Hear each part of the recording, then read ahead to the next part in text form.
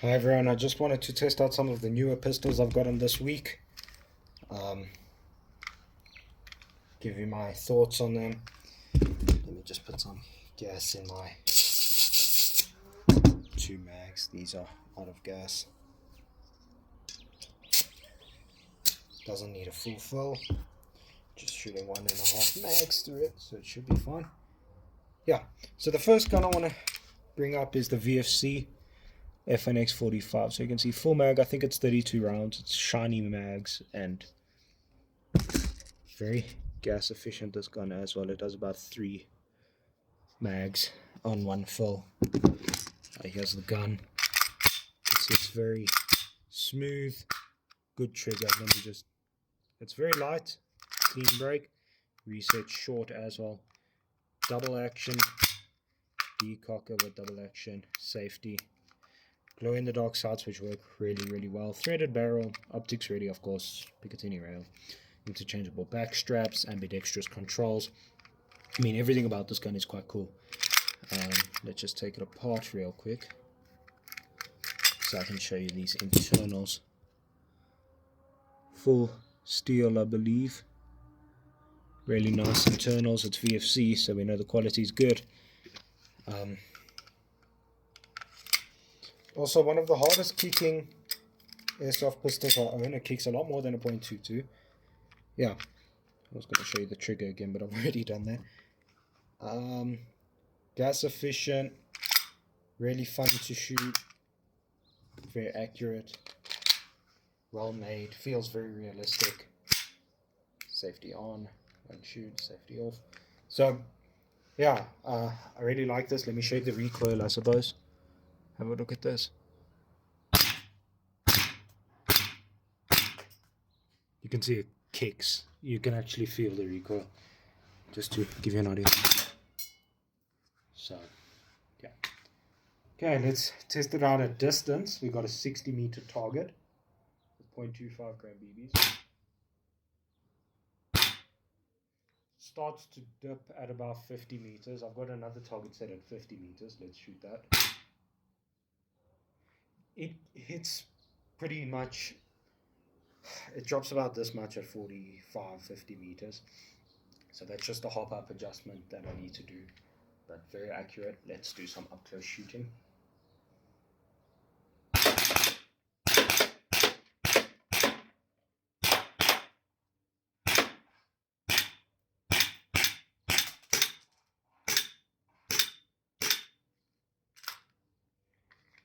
Out of ammo and out of gas. I've put enough gas. There's another mag.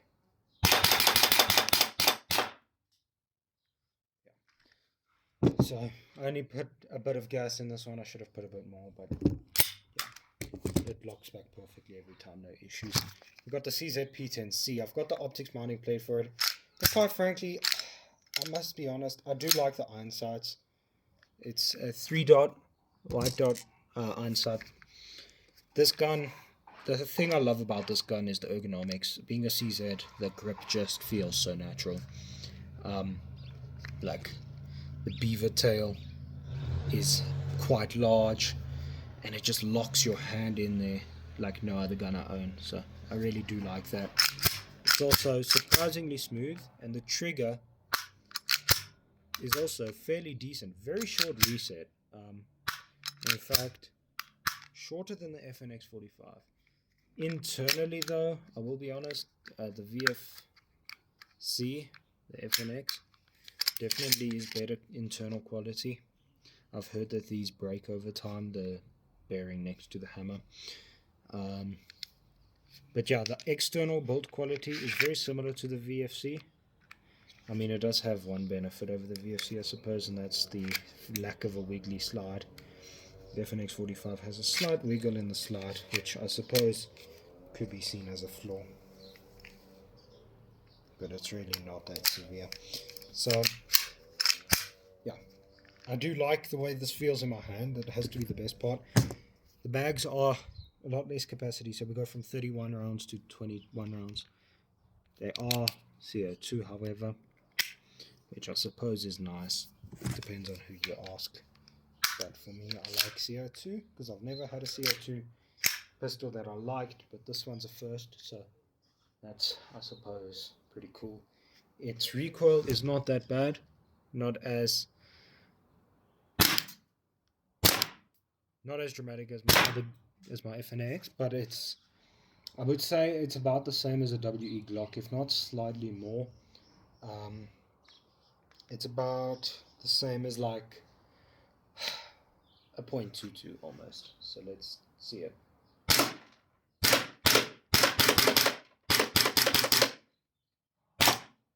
And at distance,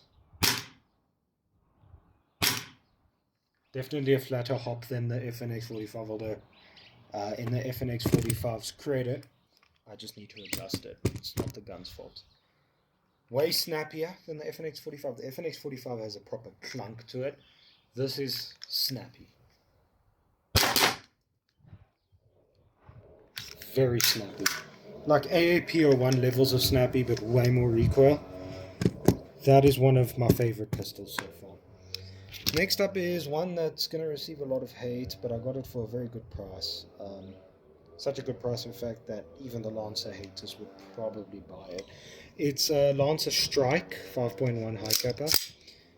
This is one of the smoothest high cappers I've ever felt.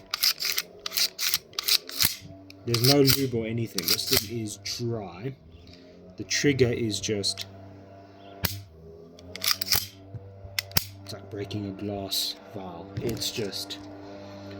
the stippling has to be my favorite part. I mean, it's just so aggressive, the stippling. It's way more aggressive than even sandpaper. Got a blacked out rear fiber optic front and these really cool slide cutouts, which I think are a bit excessive, but they're cool. There's no doubt about that. This nice outer barrel. You can just hear that thing is... safety's also very nice and positive. The mag release is at a distance where it's comfortable for my hands. I've got fairly large hands, but on some high cappers and 1911s, the mag release is a bit far forward for me to do it without having to shift my grip slightly. Got this nice metal extended mag. Well, I mean, everything about it seems quite nice. Got about a 30 round mag, I think. These are standard high capper mags. Really nice mag, actually. So let's see. Goes in nicely. Let's have a look how it shoots. This is actually a first for me. I haven't shot this yet.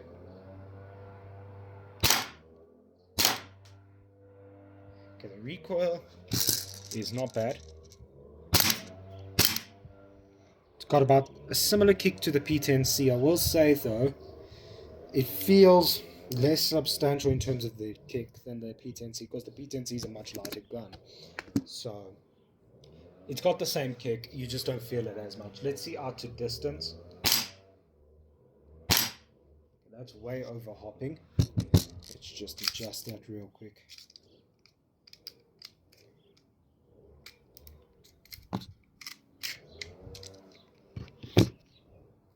Let's see. I'd say about there should be spot on. Should be being the keyword.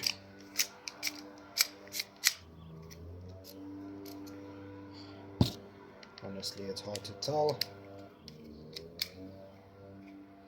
Okay, let's have a look now.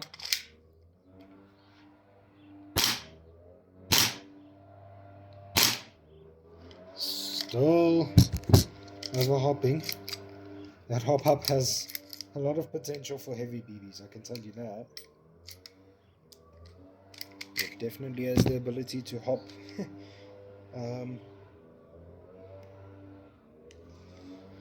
Got it on the lowest hop up setting. Let's see how that hops. I'm guessing it's gonna dip slightly, which is fine.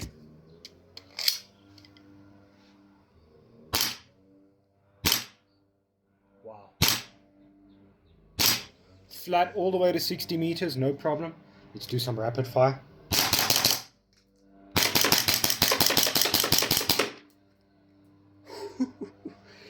That baby is most certainly smooth. Now if I had to pick a favorite between these, My lord, is that a hard choice? Take off the goggles. I mean, you can just see the size difference between the FNX45 and the P10C. I mean, the P10C is the smallest of the bunch by far. It's very compact. I mean, it's similar to my H&K USP compact. Maybe slightly bigger, actually, believe it or not. Yeah. Let's just dry fire it once. Make sure it's clear. Yeah, in terms of feel, like ergonomics, I must be honest, the P10C is one of the nicest guns I've ever owned in terms of ergonomics. The FNX45 has a thick grip. It's the biggest gun here. I mean, even the 2011 is, or high capper rather, is slightly shorter in terms of grip length. Slide length is similar. Actually, the high cap is longer, but if you include the threaded barrel on the FNX is longer. So this is definitely the thickest. It's a chunky gun. In terms of realism, this is maybe the most realistic feeling one here, other than the slight slide wiggle.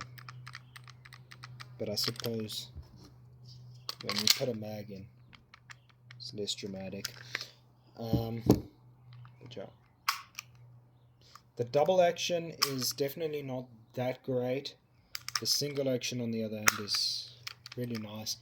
In terms of fit and finish, other than the slide wiggle, this is definitely a well-made gun. I would say probably ahead of the P10C. Although, if I'm being honest, the high capper, even though it's a Lancer Tactical, in terms of fit and finish,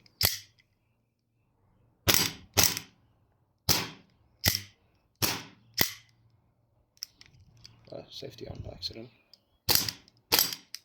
This has to be one of the best put together high cappers I've ever felt. Granted, I haven't felt super high end stuff, but if I compare it to something like the ASG Combat Master or the SVI Combat Master,